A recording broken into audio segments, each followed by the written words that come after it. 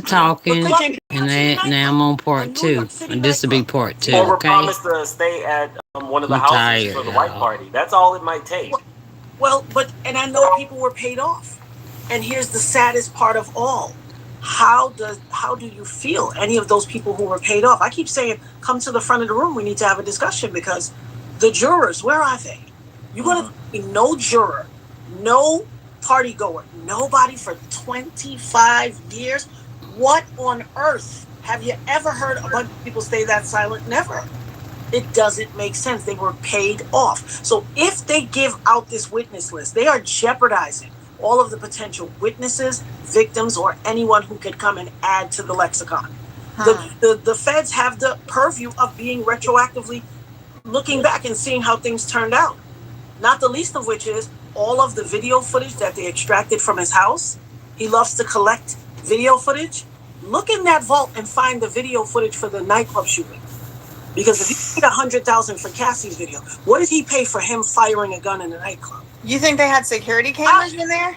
I'm certain of it. When I was led through this passageway, we were trying to escape the club, and we were in this dark corridor. I had already been shot.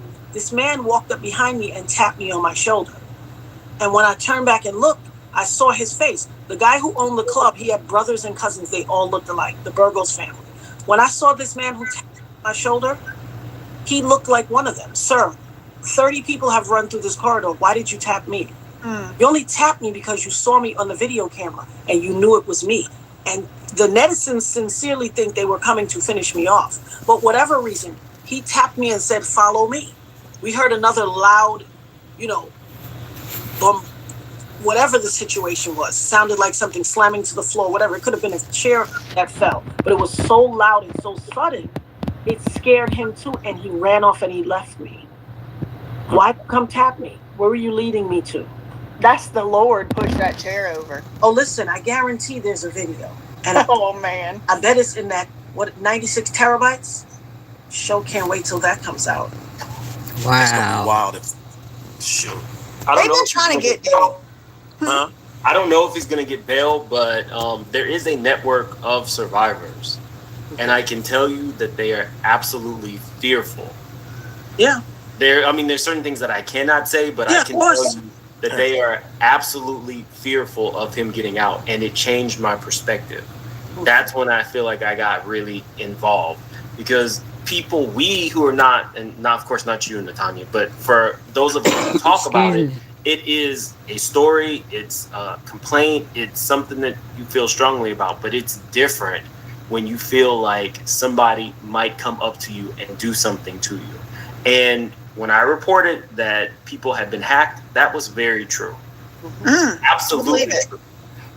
So it's this fear. I hope and I pray that this man does not get bailed, because a lot of people coming forward is contingent upon him being in jail and not being able to actively put his hands on them. So it's real, it's scary, and it would be the worst thing for him to get out before this trial. And you know who's being left out of the fray, and I don't know why, because I keep pointing her out. When you said that people were hacked, I've been telling people that since 2015. They started hacking me in 2015. It came out once all of the Cassie lawsuit and all the other information came out. Kim started getting hacked in 2015 too. He hired a cybersecurity expert to hack into Kim's stuff so he could monitor everything she did and follow everything she said. That cybersecurity expert is the woman who gave him this last child. Why is she being left out of the fray? The woman is a cybersecurity expert. She has to hold the camera for the baby while they sing happy birthday. Yeah. No doubt. I think it's She's a videographer now. And now that she is on the do not contact list. That part. What do you say? 2015. And you got to be something diabolical to want to give a baby to this man that you've watched do all this stuff since 2015. Like, what measure of woman is that? It's money. Thank y'all for the likes. And she did. please subscribe. Crazy. She has money. She was the I'm just only watching my female and the friends. youngest person on this major cybersecurity team in was it like San Francisco? Mm-hmm. She has like all of the credentials, which is really scary. Hey, Christine. Maybe she's like a handler. Christina Maybe she's like a Ross. Coy handler type or whatever. Could be. No, Well, she wanted a little bit of fame. So one of her best friends was one of I think the girls on Vanderpump Rules. So there's times where you might see her and she's very pretty. So she has the career, she has the look, but Diddy provided something else, which would be fame. Please don't hack me. Listen, no, y'all can hack me, ain't nothing to get. The hacking is too real because I'm gonna tell you something. I had one of my girlfriends pray on the live that day. I was overcome when I was speaking to Misha. I became very overcome, and she was praying. And I promise you, she got off the phone, and her son called me in the middle of the night from Facebook Messenger. He's like, my mom is sitting here saying she's been hacked. They shut her entire phone down because she prayed on my live. Phone come back on for another. I spoke to her 2 days afterwards. He was like, oh my God, am I safe? She was so concerned about her safety. Wow. And I was like, you're safe. They want to, anybody who stands in the gap with or for me or speaks on behalf of the survivors, they want to mess with you. They've harassed me for 25 years. And have you got intermittent? Go ahead. It was intermittent, but October 7th, somebody stole my license. Your license plate? Off of my car. Oh, hell no. Thank you. Mean it. So what do you have to do? Then you have to just call and report that? Or, I mean, what does it mean? I ended up going straight to, so I went back into the establishment. I went to Barnes & Nobles. As you know, I'm an author, a shot in the dark, where you buy your books. Damn, yes. She did write a book. Link it down below, yes. But I went back into Barnes & Nobles and I said, hey, can I look at your cameras? Somebody stole the license plate off of my car from the time I parked and came in. They went, started looking at their surveillance. They said, where your car is situated, we cannot see the back. This is how masterful they are. And they have minions that do their bidding. They will set somebody on you to follow you. It's just, I've endured this for 25 years, so I'm not afraid of them. I've never been afraid of them, and that disturbs them. But you guys can read between the lines. Like I always say, I'm a Second Amendment American, and Lottie Dottie, she liked to party. She don't cause trouble and she don't bother anybody, but she's always ready. Won't start none, won't be none, as they say. There you go. Once in a lifetime is enough for me. If they're ready, you don't have to get ready. There you go. But I definitely believe in standing my ground, especially at my home and in my house in Effects. That is for sure. It sounds comical, but it's really that serious. And I imagine survivors who endured all of that, dealt with the terror firsthand, and are not Second Amendment people. What do they do? By the time they don't have access to anybody who wouldn't put them on, tell their story. Like they could say it, maybe 3-5 people might see it, and then some of that's their family that's saying, shut up. Listen, I went through it. People told me for years, let it go. Why you keep talking? Just give it up. I'm like, I can't. People don't get it. If you were pop out in your face, you couldn't give it either. Facts. Trust me. Yeah, how are you gonna be scared of somebody's comment online when you went through that? I know that's right. I'm gonna tell you. Yeah, no, seriously. I commend you. I obviously am so sorry that you went through that, and I know that it's certainly changed your life. It's probably like the before times and then the after, that moment. And I know that you described like a near-death experience. At least that's kind of how I interpreted it to me. And if you wanted to talk a little bit about that, you don't have to. I mean, that was one of the things I found very compelling about one of the, what was his name? Show 2, something 2. Too strong. Too strong. You were talking about like the kind of like, you felt yourself, but like you felt the air pass through you, and it's like you were saying that stuff. I got hot, I got cold, I got chills, and it was just like, I know that happened. Like wow. And it's like, if you want to talk about it a little bit, it was powerful. BJ wants to hear it again. As they started reversing back to the front door, what they were doing, you've seen movies, urban movies, whatever, where someone is about to fire a shot, they will create distance between themselves and the party they're aiming at. Now, in all their thuggery, nobody's a good shot. They need to get down to the range. The person you got a beef with, why do 2 innocent bystanders get shot outside instead of the person you're aiming at? So, there's that. But they were reversing back to the door to create distance, and I would think a head start on an escape route after they fired the shots. And up until they fired the shots, I still thought they would be willing to fight. It was back in the 1900s where people still... They would scrap. I thought that they would scrap, but once they pulled the guns, and I told my friend, oh my God, watch out. She I meant to looked back and pow. instantly the muzzle flashed. They both fired their guns. And one was slightly higher and one was a little lower. The higher one was further away from me, was closer to the bar, in line sight of Julius Jones, that Shine shot in the shoulder and admitted on the Combat Jack podcast that he shot in the shoulder. The lower one was Puffy's, and it shot me in the face. And here's just something to illustrate. Julius Jones is 6 feet something. Shine is in his, I think, about 6 feet. He shot him, the higher one caught him in the shoulder. The reason the lower one caught me in my face is because I'm significantly shorter. I'm 5'8.5". You know why they didn't fight? We don't know what they were on.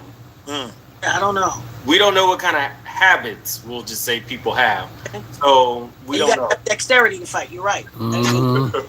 But they fired the shots, and instantly, when the door opened and that rush of cold, if you've ever watched Star Trek, there's when they say "Beam me up, Scotty," when they go to the little teletransportation pods. And they start to pixelate and separate. That is what my body felt like.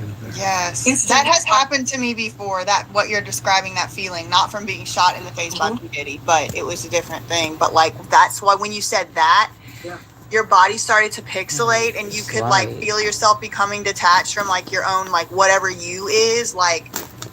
That has happened to me before, and it's like a very intense experience. Actually, I would consider that to be the moment that I became not an atheist, right? Like I was raised in church and stuff, and then it was like, you know how sometimes it can just be used to dogmatic control, you know, and stuff. And so I kind of rejected all of it. And then I had this experience where it was like that. It was like the beam me up, Scotty. And I just kind of pixelated into nothing and everything at the same time.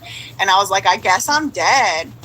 But it's not that bad. Like it kind of is this like kind of nice. Like it was like I was one with God. It was like very trippy. I mean, it was so totally that. But it's like ever since that happened, it was like four years ago. I just can't say that I'm an atheist anymore. It's like something about having that experience made me more aware of something else, and that's why I do this work, because I just know it's something so much more beyond this. Like get up and put on a pom pom headband thing every day. Like there's something so much more going on. What is it? I don't know. I don't even think I have the ability to comprehend it. But that's really one of the reasons your story is so powerful to me, because you do focus on that stuff. It's like, yeah, you know, you are a victim, or I don't know if you like that word, maybe survivor you would prefer. Either way. But like, yeah, you suffered at the hands of him. And as a result, this whole ring of people, you know, they were all working in concert apparently. But what you've chosen to focus on, I find to be very inspiring and a good example of a leader of how you should act. And I appreciate that you're putting that example out there for other people. Thank you. I appreciate that. And what you said is so true. It makes you know that you are a part of something way bigger, because that part that you just illustrated, you didn't feel like fighting. You didn't resist that feeling. That's exactly how I felt. I didn't want to die. I have children. Yeah. Father God, please don't take me. I need to raise my children. I'm not finished doing your work. An overall sensation of this is what it is. And I didn't have any fight in me. I didn't try to fight it because I didn't know I could. It just felt like I dissipated, and this is what I was. When that cold air rushed in the door, it came to me and passed through me like I'm sleeping in that sweater. I felt it go through my flesh. And flesh is solid, so we don't think that that's a thing, but I felt it come out the back of me. And that's what made me say, I'm dying, because I had never experienced anything like that and had nothing hit the like button to relate it to. Subscribe That's button. probably why you're so strong now. Please. That's probably why you wear the boxing gloves daily now, because you had that experience and you're out on the other side of it. Yeah, I truly believe that. I truly believe it's not lost on me. And could you talk about how you kind of had a series of sort of, I would describe it as premonitions. You were describing it as, you know, God talking to you. But, you know, specifically what stands out to me is you were talking about those ambulances. You pulled up on the club. You weren't really going to go out. You had just got saved a couple months before. They were calling you Holy Roller. You know, you wanted to go tie one more off or whatever.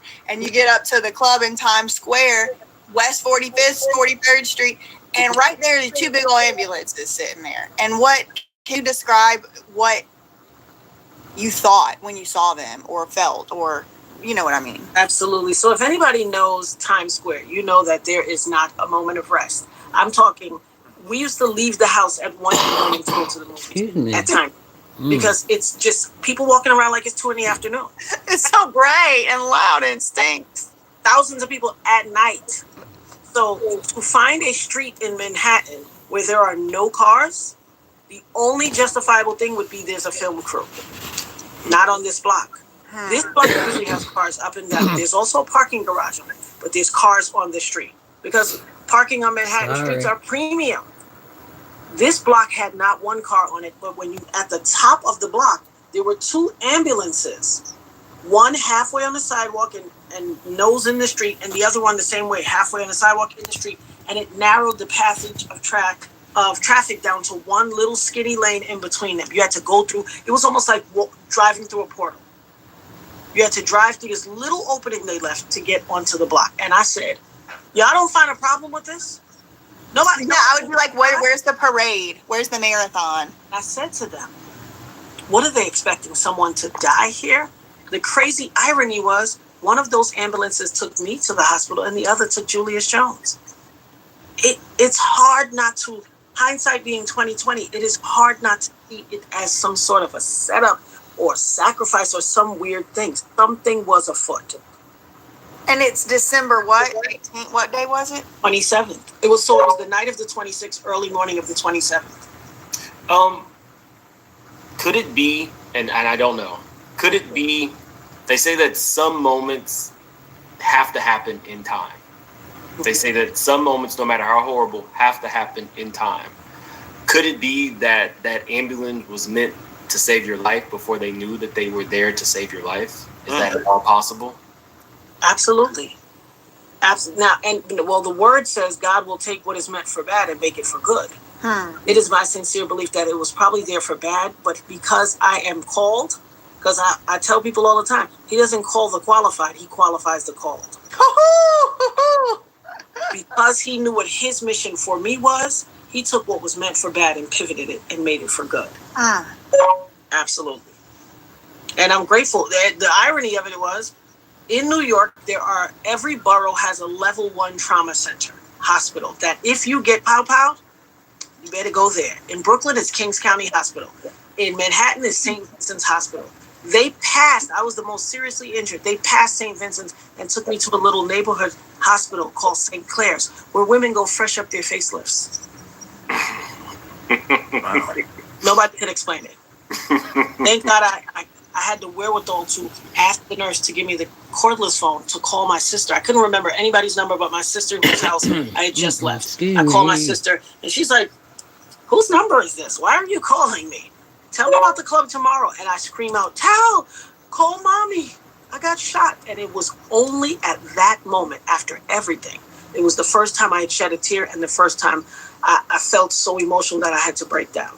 I didn't shed a tear the entire time. It couldn't be anything but couldn't. And do you think that any of that, was affected by the fact that the people who you had went to the club with abandoned you, and so you were kind of like alone, and then when you were able to reconnect with your actual family, like that was when you could begin, I mean, I don't even want to use the word process, but like even begin that, understanding of what had even happened? Because I mean, that part stood out to me too. That your friends just rolled out. Bye. I did not see my friends again. Ever? Or like for a couple of them days later when they came to see if I was okay. But that night, when I tell you I never saw them again, I never saw them again.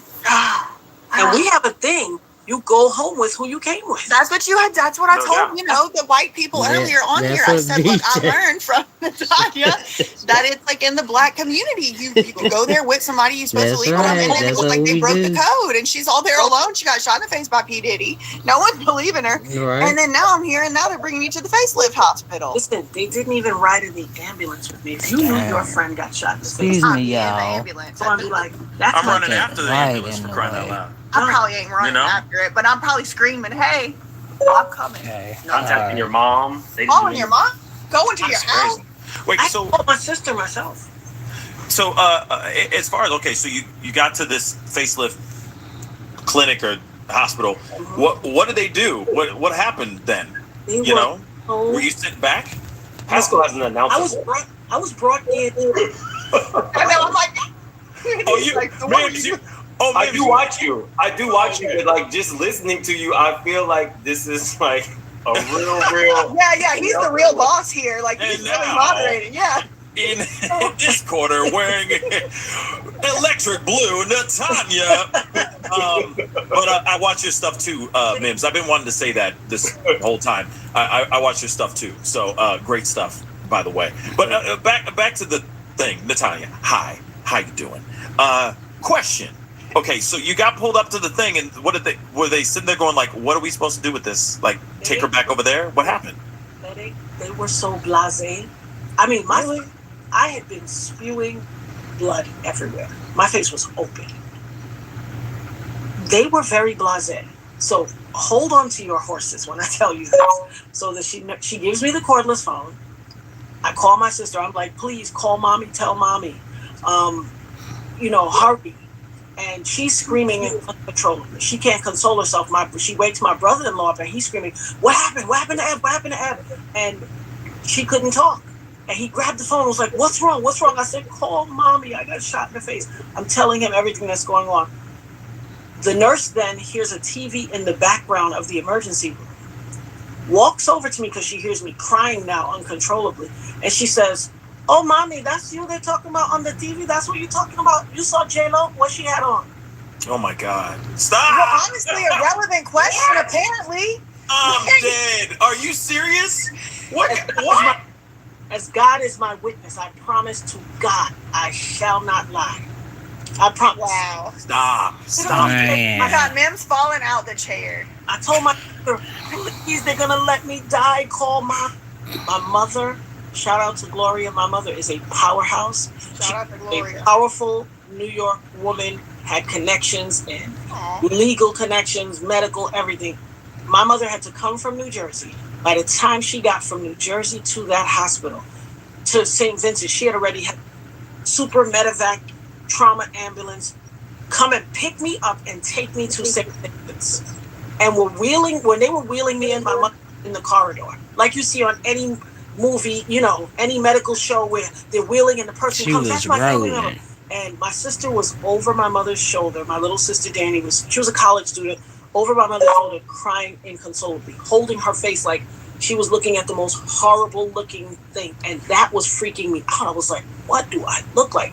My mom, being the powerhouse of a woman she is, I have so much reverence, respect for my mother. I promise you. I thought I was dying.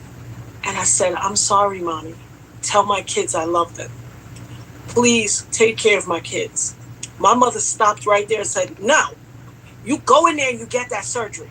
You survive, you come back here. I'm the grandmother. Your name is mommy. I'm not sending no messages. I made cookies. You go survive and come back and take care of your kids. Mm-hmm. Now get in there and come back out here.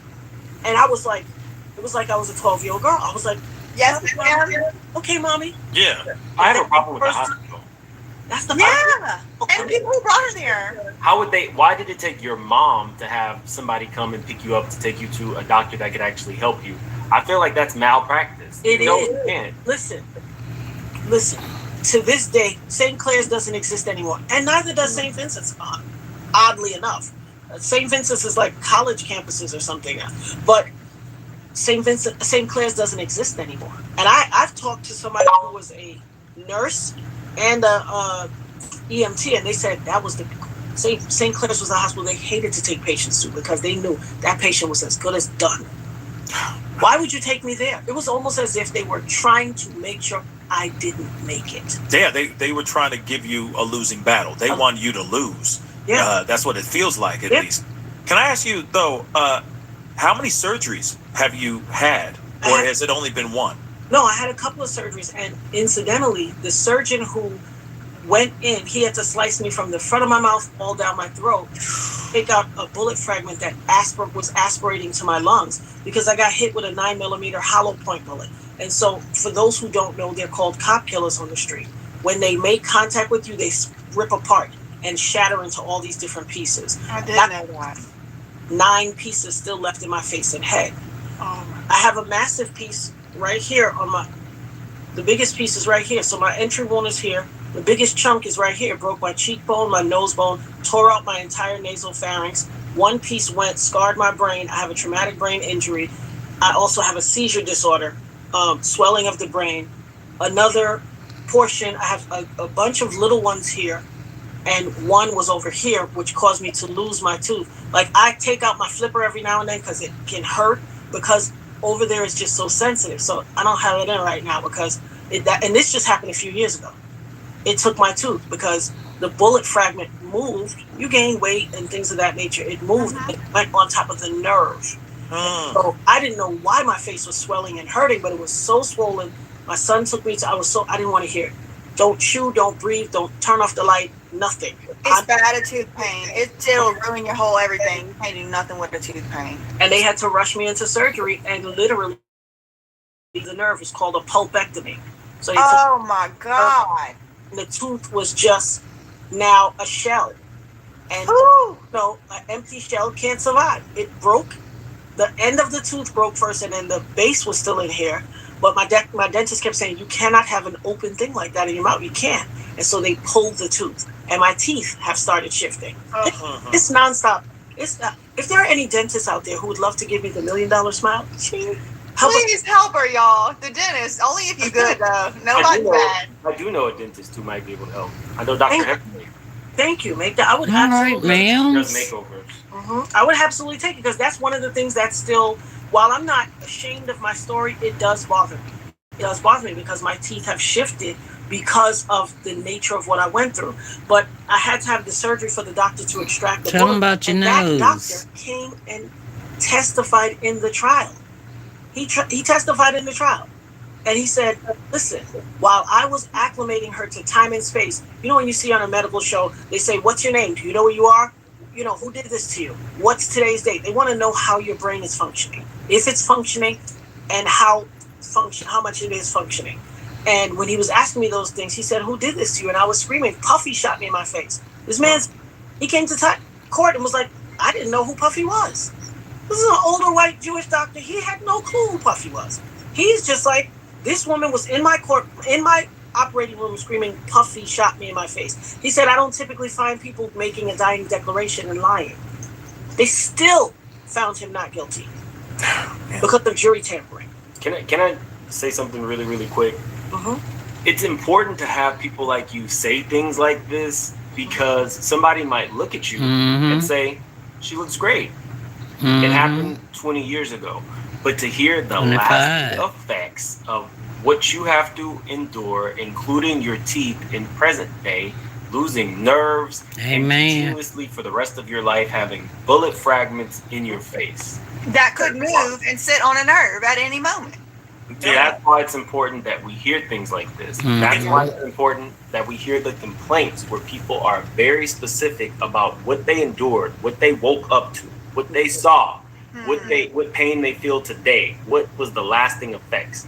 When, you know, we hear a lot about Busby, but when that man said that he had to go and have his, I don't know what words I'm allowed to say on your channel. Well, you know, yeah, he had that reconstructive surgery with a laser on his parts down there. On his back end. His back end, yeah. That's important to hear because a doctor had to take that case and he had to tell them that's why it's blown out. Because of this. It's important. It's horrible to hear. It's dark. But until you put yourself in this person's position, I couldn't even listen. I'm so sorry. I was not trying to be rude. I know. My stomach was sinking. We have talked.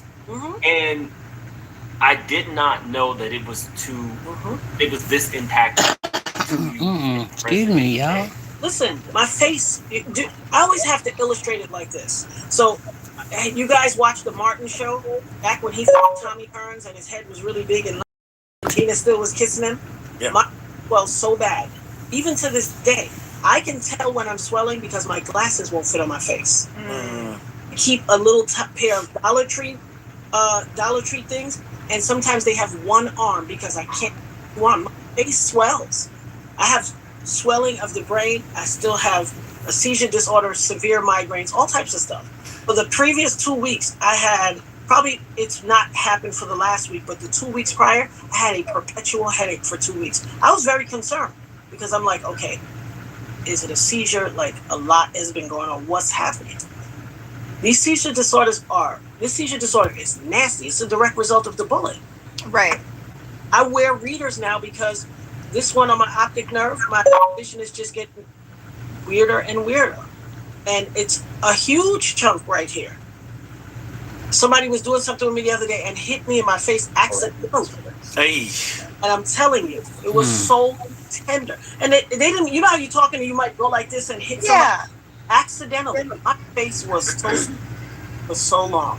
And I don't want to make a big deal of it, so I kind of just like, oh, no, it's okay. But when I get home, my daughter has to, she's 17. It's too much for her to have to always deal with.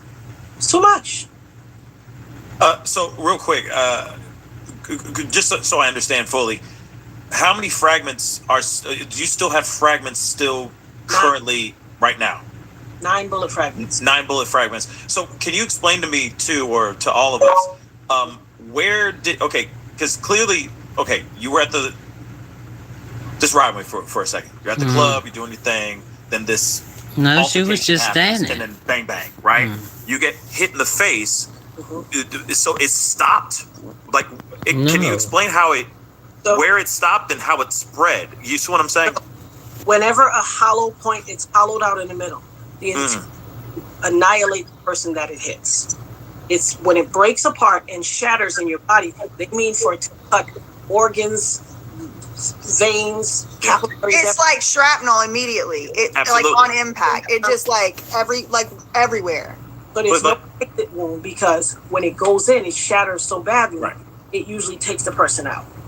And it broke my nose bone. It broke my cheekbone. Tore out the entire nasal pharynx on this side of my nose. So you know when you look up your nose, you see those 2 membranes. That whole none of that exists on this side of my face. It's all torn out. In fact, it's depressed. It's indented. And so the bullet fragments just scatter. They hit off of things, ricochet, go out here, there, and wherever they want. I presently have 9 bullet fragments still in my head. So what I'm trying to ask is, like, where's the point of entry?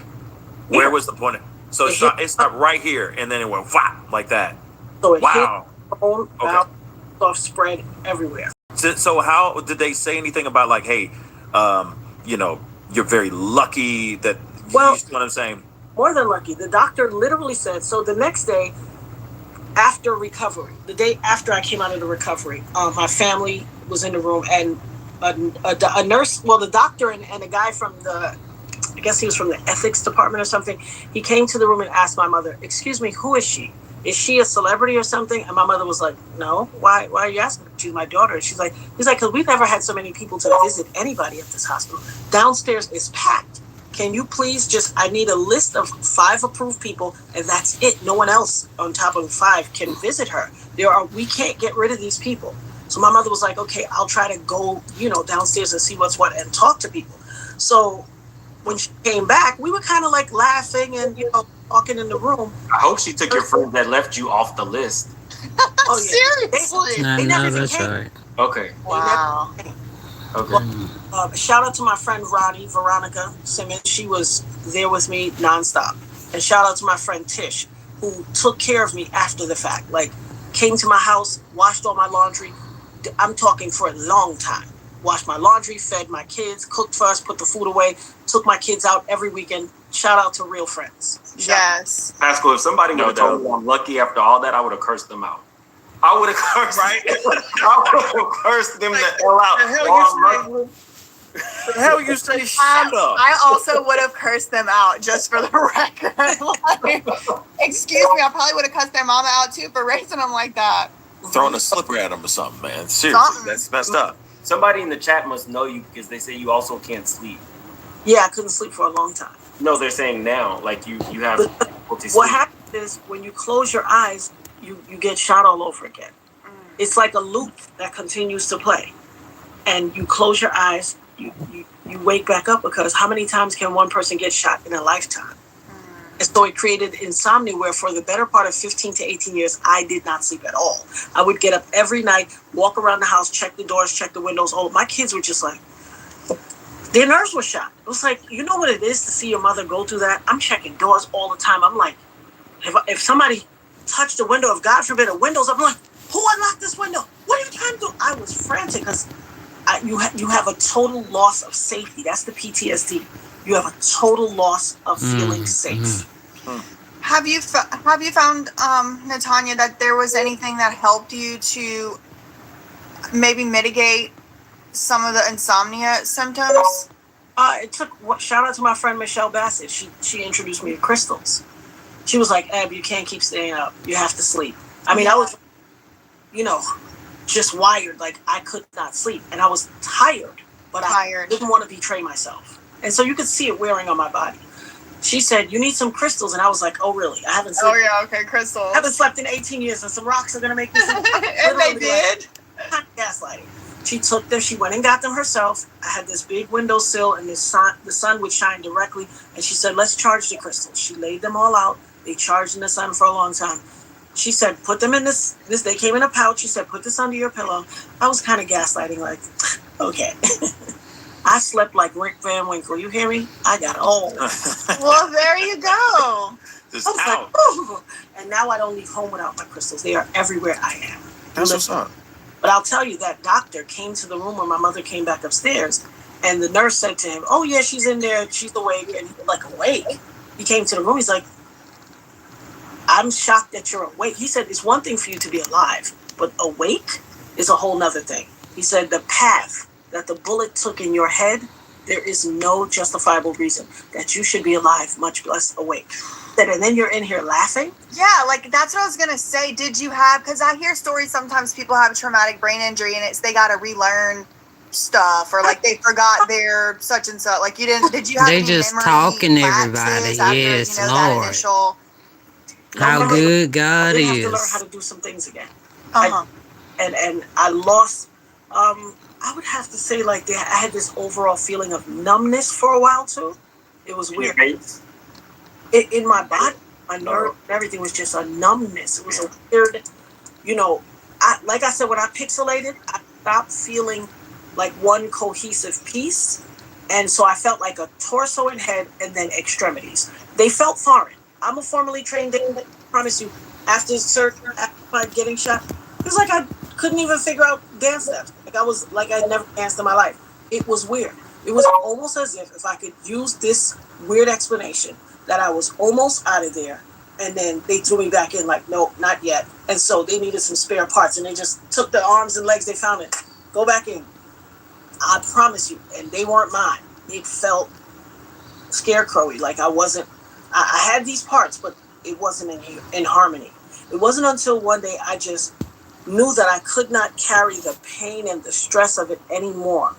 And watching him, well, that's the one thing I can share with Shine, where he said, and I didn't see it, but I've been told that he said this, watching Puffy's life thrive while he was sitting in jail did something. I carried that for a while. I had to go to the altar and lay it down. I can't carry this anymore. Like it is literally weighing me down, and I had to let it go. Like physically on your body. Mind, body, soul, and spirit. And I was going to ask you, I'm not trying to take you to church or nothing, okay? But I did want to ask you about that. I mean, was this something like after this incident that happened to you, did you become closer? Did you have a closer relationship with your with God, or did you feel led astray? And did it take, because you just said that just a little bit ago you were born again, you found your faith again. Right before this whole incident happened. So did this challenge that newfound faith, or did it make you stronger in your faith? Absolutely stronger. So I was already, like I told you, I became a holy roller. I was saving souls out there. People were staying away from me because they were just like, wow, look at Eb, she got saved. She's so sanctified. And your pendulum will swing all the way to the right with anything. And then once you get settled in, it'll settle out in the middle and modulate, and you become who you are. But I knew from then on, I wasn't going to mess with God. I literally said, if you save me, I will not waste a moment not giving you the glory. That's what's up.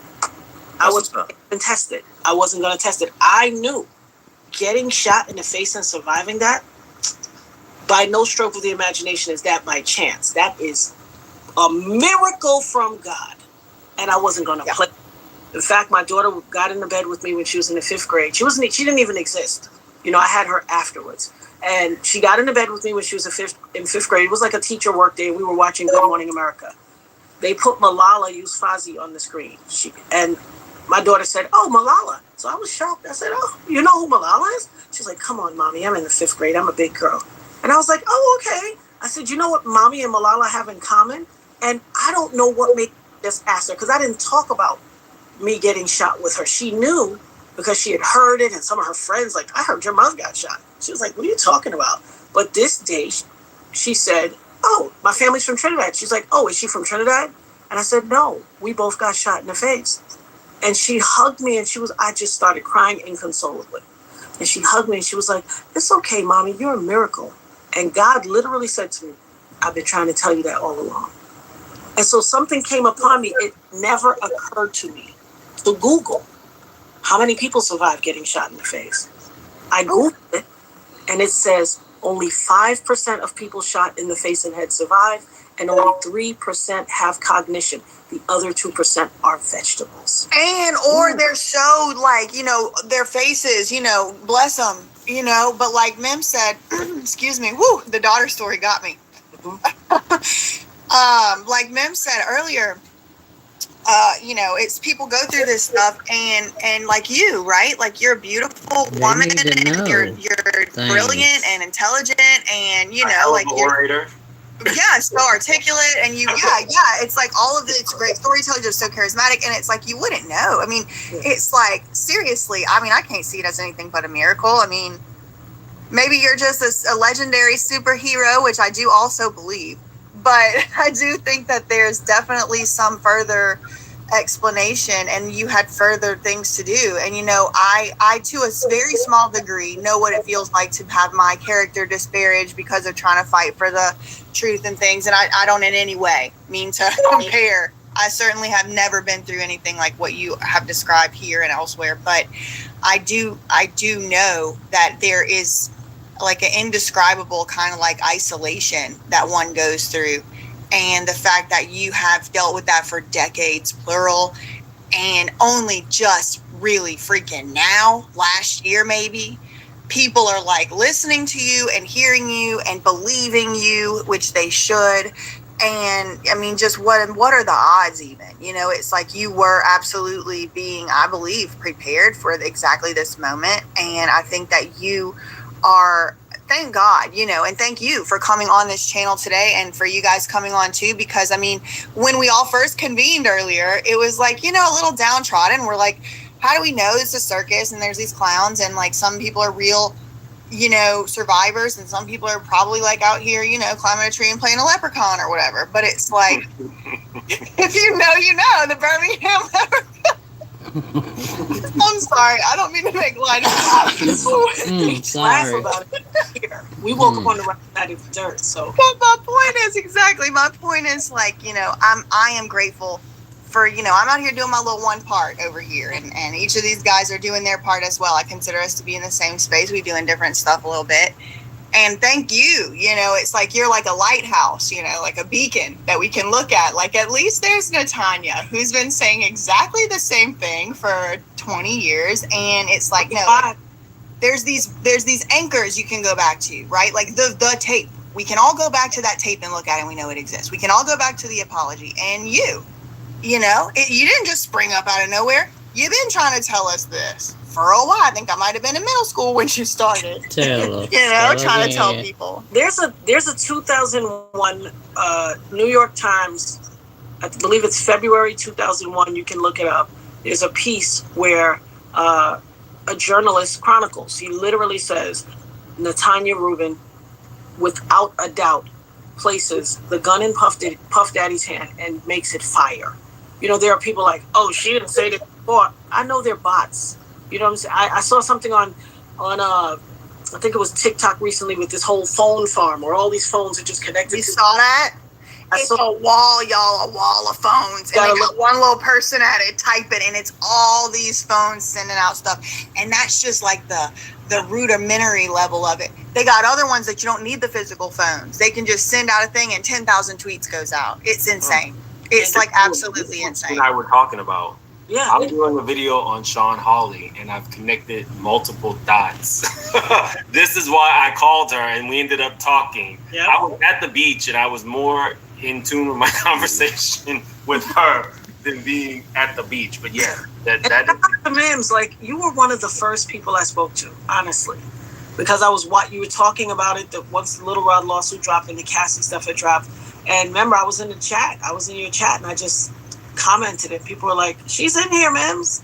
And you said, you want to come on? And you handled me with such care, and I appreciate it. And it makes the world of difference, because I'm telling you, I've been gaslit for 25 years. Nobody but God could keep you through all of this. You know what it took for the whole world to call you a liar and be against you? 3 I told people, God told me that this would happen, that Puffy would get arrested, and his whole world would topple. And my friends spun the block and came back, and some of them were like, "Oh, we thought you were crazy." Needless to say, I cut.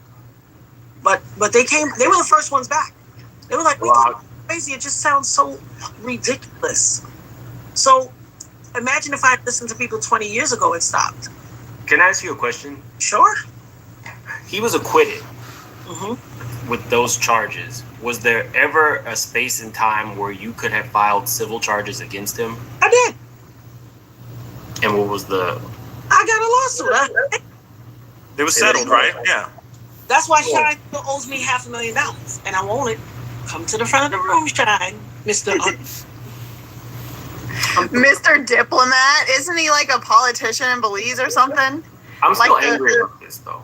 I'm sorry. I'm still angry because whatever the settlement was, if anybody would have known that you were going to have lasting effects, then whatever the amount was, it should have been multiplied times 10. The fact that 24 years later? 25. December 27th is 25 years. 25 years later, you're still having ripple health effects. Whatever settlement you got should have been a lot more. No doubt. Sorry. I just got angry again. I'm sorry. No, you're 100% right. And I believe that there were even more people paid off. Hindsight being 2020, I can tell that, there were more people paid off, unfortunately. But here's the deal. He wasn't acquitted of charges. He was acquitted of gun possession burglary. He was not acquitted of attempted murder, which he should have been charged with. But like I said, there was the whole hype about Johnny Cochran, and a whole bunch of people got paid off, and it was a whole lot of don't. You said they were out in the streets with their signs and every other thing. Massive. Do you remember the old school hip hop street team? They had massive, like 6-7 feet signs, 6 feet by maybe 4 or 5 feet on big wood staffs. Wait, the hip hop street teams? Are you talking about like the cars and stuff that would like go through with like speakers, or this is something different? Speakers too, but they also had people on foot carrying clubs that are like 6 feet tall by 4 feet wide, and it would have whatever the message was printed out, crafted. So other than Diddy, like what are some examples? What type of things the like hip hop street team would do? Like promoting a party or something, or parties, promoting whatever their message was. And if social media is effective, try 10 people holding signs walking up and down the street. Yeah, in your neighborhood where you live and them and stuff. Paying DJs to play music at clubs, which was a big deal in New York. They played in New York. It was like the beat of hip hop. You know where you can see some of the archival footage for it? I haven't seen many people have this footage, but if you look on Leah Gordon's channel, and shout out to Leah, she did a piece called The Natanya Rubin Story. Okay. I stumbled upon it, me and my daughter, and I promise you, cried like, I'm talking the real ugly snot. She's fire. Horrible. She's fire. She's fire. I finally spoke to her. We talked, and she's such a beautiful soul. She was inconsolable. And I was like, it's okay, Leah, it's okay. And she was like, no, you don't understand. And I was like, what? Tell me what I need to understand. I said, I know all of your people, when you get in touch with them, they support you. She's like, I've never talked to anybody I've done a story on. I've been doing this for 6 years. Everybody's dead except you. took I me out. think I'm gonna get off of here now. I love y'all. Thank y'all. Please hit the subscribe button once you come in, and hit the like button if you enjoy the happy to talk to you. I'm so touched I'm sorry. that you even wanted to talk to me. I was like, how could I Please not? hit the Nobody else subscribe cared. button if you like to, and please hit the like button if you enjoyed what you watch. It was just a couple of YouTuber friends, but really they was saying hey to each other tonight, and like one might know one, the one know the other one. Two of them already gone. They on part one, and yes, and I hope to get to know them one day, but they're a little too. I don't know. I'll catch up. All right, I love y'all. Y'all be safe out there. Remember, things are not always what they seem. All right, I love y'all. Good night.